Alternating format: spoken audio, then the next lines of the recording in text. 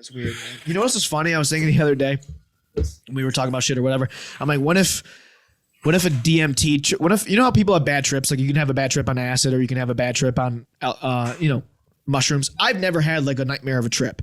Some people swear that they do. You know, I've had like weird trips on mushrooms, but not a bad trip. But what if a bad trip on DMT, like you blast off in the DMT and you're just doing Joe Rogan's podcast and it's just like him talking to you. That's the bad trip. And it's just him talking to you about like MMA and shit you don't give a fuck about and just like constantly bringing you know, like you blast off on DMT and like you're hoping you're gonna meet the machine elves and it's gonna be like a good trip. And next thing you know, like you're literally just doing a podcast with Joe Rogan. And he's like, hey man, you ever have elk?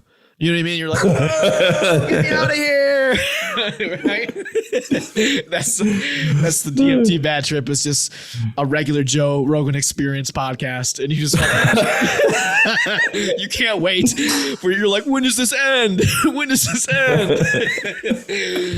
You know what I mean? And then like anytime someone's like, you ever do DMT? And you're like, I don't want to talk about it, bro. It's traumatizing for you.